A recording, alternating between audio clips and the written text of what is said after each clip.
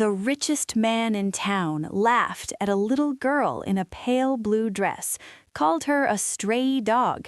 Her father said nothing. He just remembered. And mountains have long memories. Welcome to Shadow of the West. Subscribe and ring the bell for more legendary tales of love, courage, and the untamed frontier. The laughter echoed through Morrison's General Store like a gunshot. Elias Crane, owner of the Black Rock gold mine, stood near the counter with 3 of his men, his belly shaking as he pointed at the mountain man holding a pale blue dress against the afternoon light. The dress was simple cotton, small white flowers stitched along the hem, the kind a little girl might wear to church on Easter Sunday. The mountain man holding it had hands like oak roots, cracked and darkened by decades of wilderness living. His beard was long, his coat patched with animal hide, his boots wrapped in strips of cloth where the leather had worn through.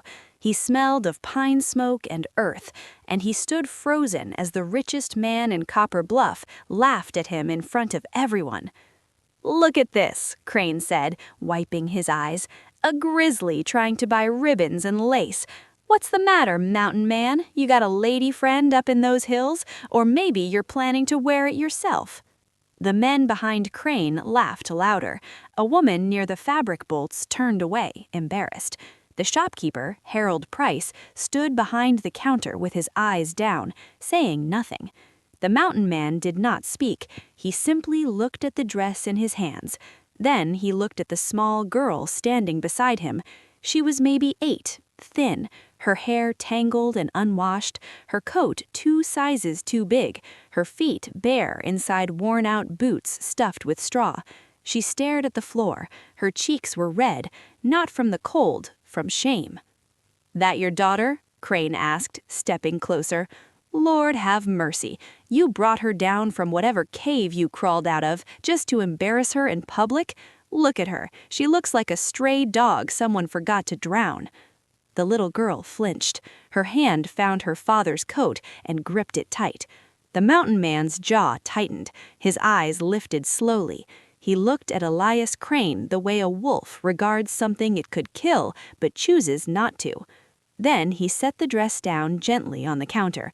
He reached into his coat and pulled out a small leather pouch. He untied the drawstring and poured out a handful of gold dust, real gold, enough to buy 10 dresses. The store went silent. Harold Price stared at the gold. Elias Crane's smile faded for just a moment. Then it returned, crueler than before. "Where'd you steal that?" Crane asked. "You rob one of my claims? You think I don't know every ounce of gold that comes out of these mountains?" The mountain man spoke for the first time. His voice was low and rough, like stones grinding together. "I earned it. Every grain." "You earned it," Crane repeated, mocking the words. "A man who lives like an animal earns gold. Tell me another one." The mountain man said nothing. He looked at the shopkeeper. "The dress. How much?" Harold Price swallowed hard. He glanced at Crane, then back at the gold. $2. He meant for the girl.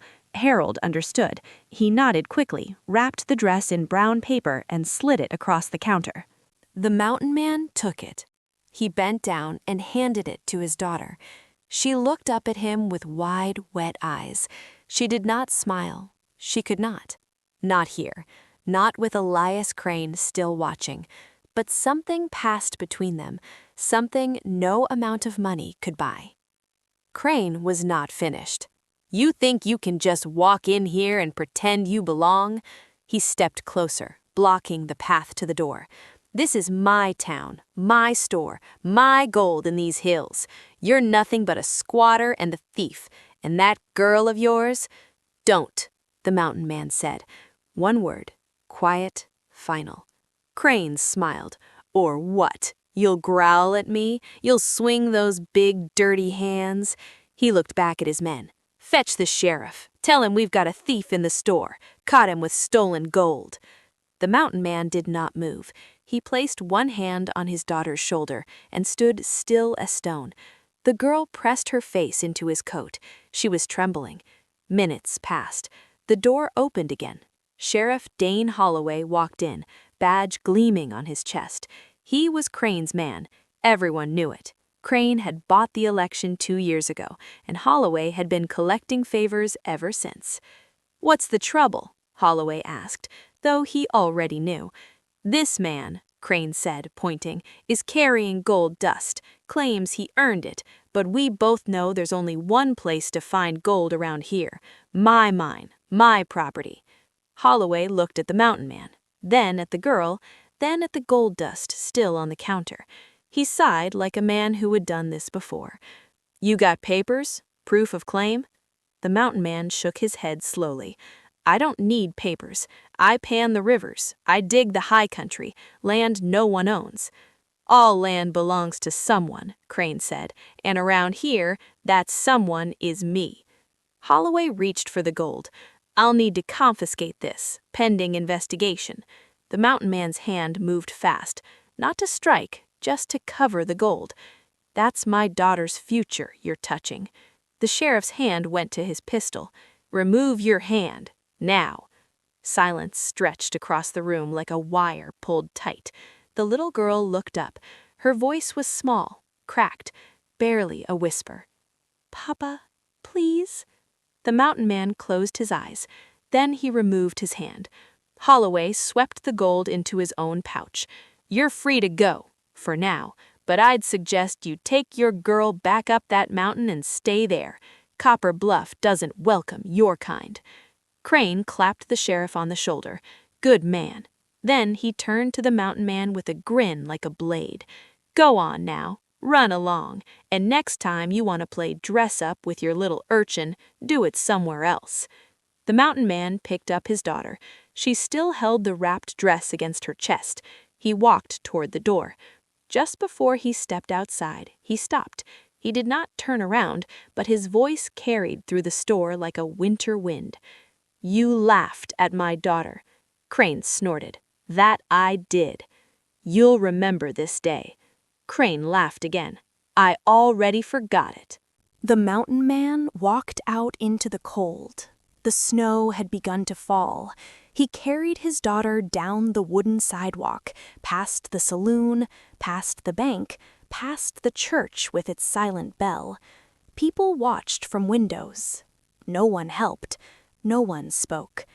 That night, Elias Crane sat in his mansion on the hill above the mine. He drank whiskey by the fire and told the story again to his wife, his foreman, and 2 visiting investors from San Francisco. They all laughed. The mountain man became a joke, a punchline, a symbol of everything Crane had risen above. But up in the high country, in a small cabin built into the rock face of a nameless peak, a little girl sat by a candle and looked at the dress her father had bought her. She traced the white flowers with her fingertip, and she asked, in a voice still shaking from the shame of that afternoon, "Why do people like him get to hurt people like us?" His hands moved slowly, steadily. His eyes were far away. "They don't," he said. "Not forever." She looked at him. "What are you going to do?" He set down the blade. He looked at her for a long time. Then he said something she would remember for the rest of her life. "I'm going to teach this town what a man is worth." The snow fell harder that night. The wind howled through the pines. And somewhere in the dark, a reckoning began to take shape. 3 weeks passed. Winter deepened. Copper Bluff settled into its rhythm of commerce and cruelty. Elias Crane continued to run his mine, his men, and his town with an iron grip. The sheriff did his bidding. The merchants kept their heads down, and the story of the mountain man and his ragged daughter faded into tavern laughter and forgotten gossip. No one expected to see him again. Then the gold stopped coming. It happened slowly at first. A vein that had been producing for months suddenly went dry. Then another, then another. Crane sent his engineers into the deepest shafts. They found nothing. The tunnels that had once glittered with promise were now dark and barren. Water seeped through the walls, timbers groaned under the weight of the mountain, and no matter where they dug, they found only stone.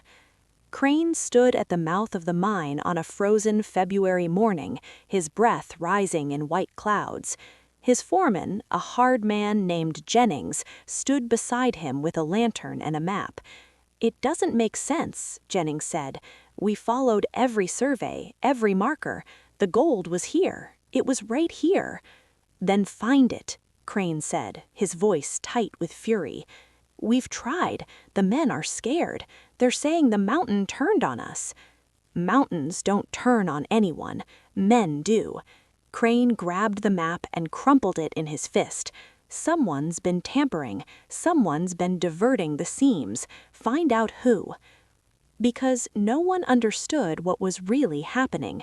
The mountain man had not left these parts for 23 years, long before Elias Crane had ever set foot in the territory. Jonas Harland had lived in these peaks. He had walked every ridge, mapped every stream, traced every vein of ore that ran like veins in a living body through the rock. He had not come to the mountains to find gold. He had come to escape a world that had taken everything from him: his wife, his home, his name. He had rebuilt himself in silence and solitude, and when his daughter was born in a cabin he built with his own hands, he had vowed to give her a life free of the cruelty he had known.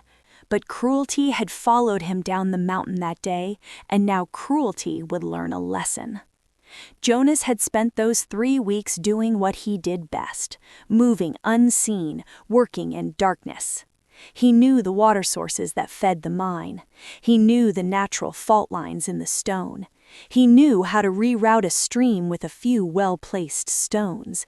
He knew how to collapse a tunnel with nothing but gravity and patience.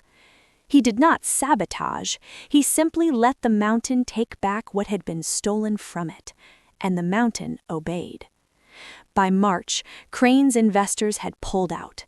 The San Francisco men returned home with empty promises and bitter words. The workers began to leave. The saloon grew quiet. The general store ran low on supplies, and Elias Crane, once the king of Copper Bluff, stood in his empty mansion with nothing but debts and silence. Then Jonas came back down the mountain. He walked into town on a Thursday afternoon. He wore the same patched coat, the same worn boots, but this time he did not carry his daughter.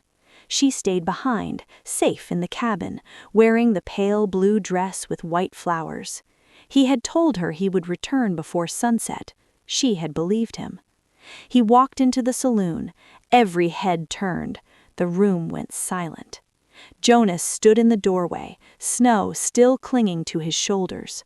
He looked at the faces around him. Some he recognized: the shopkeeper, the blacksmith, the barber. Men who had said nothing while Crane humiliated his daughter, men who had watched and stayed silent. He walked to the bar. He set a single gold coin on the counter. Whiskey. The bartender looked at him, then at the coin. He poured the drink without a word. Jonas drank slowly. Then he set the glass down and turned to face the room. "Where's Crane?" No one answered at first. Then the blacksmith, a man named Dooley, spoke up. "He's at the mine, what's left of it." He walked out. He found Elias Crane standing alone at the mine entrance. The man looked smaller now, his coat dusty, his face unshaven, his eyes hollow with sleeplessness and loss. Crane saw him coming and straightened up. He tried to muster the old arrogance. You did this. I don't know how, but you." "I didn't do anything. The mountain did." "Don't give me that. You poisoned my wells. You collapsed my shafts. You ruined me." "I redirected a few streams. I let some timbers rot. The rest was gravity." Jonas stepped closer. "You built your fortune on land you never walked, on stone you never touched. You thought you could take whatever you wanted because no one was strong enough to stop you." Crane's hand moved toward his belt, but there was no pistol there. He had stopped carrying one weeks ago, too distracted by his crumbling empire. Jonas did not reach for a weapon. He did not need one. "You laughed at my daughter," he said. "You called her a stray dog. You made her cry in front of strangers. You took her dignity and crushed it under your boot like it was nothing." Crane swallowed hard. "I didn't mean—" "You meant every word, and you enjoyed it because she was small, because I was poor, because no one in that store would stop you." Jonas stepped closer still, close enough that Crane could smell the pine smoke on him, close enough to see the scars on his hands, close enough to see the cold, unblinking calm in his eyes. "I'm not here to kill you," he said. "That would be too easy. I'm here to let you live with what you've become." Crane's lip trembled. "What do you want from me?" "Nothing. You have nothing I want, but you'll stand in this town and watch it forget you. You'll walk past the people you once ruled and see them look through you like glass. You'll beg for work. You'll sleep in barns. And every night when you close your eyes, you'll remember the day you laughed at a little girl in a store, and you'll wonder if that was the moment your life ended." Crane's knees buckled. He fell to the frozen ground, his hands pressed into the snow. "I'm sorry," he whispered. "I'm sorry." Jonas looked down at him. For a long time he said nothing. Then he spoke. "Sorry doesn't give her back that day, but maybe if you spend the rest of your life earning it, you'll become a man worth forgiving." He did not look back. By summer, Copper Bluff had changed. Elias Crane had sold his mansion to pay his debts. He worked in the livery stable, shoveling hay and mending harnesses. Some people mocked him, most ignored him, but a very few, saw something different in his eyes, something broken open, something beginning to heal. And up in the mountains, a little girl in a pale blue dress with white flowers ran through the wildflower meadows near her cabin. Her laughter echoed off the cliffs. Her father sat on the porch, whittling a wooden horse, watching her with quiet pride. She stopped running and turned to face him. "Papa, do you think that man ever thinks about us?" Jonas looked at the sky. "I think he does, every single day." "Do you hate him?" He set down the knife. He looked at his daughter, healthy now, sunburned, strong, free. "No," he said. "I feel sorry for him. He spent his whole life building walls, and he never learned that the only thing worth building is a life someone would miss if he were gone." He closed his eyes and held her. The mountain wind blew soft and warm. The world was quiet, and somewhere below in a dusty stable, a man who had once laughed at a child was learning what it meant to be nothing, so that one day, perhaps, he could learn what it meant to be something real. Because power without kindness is an empire built on sand, and cruelty, no matter how loud, always echoes back. The ones who laugh the hardest are often the ones who fall the farthest, and the ones who love in silence, who work in shadows, who carry their children through the cold, they are the ones who shape the mountains.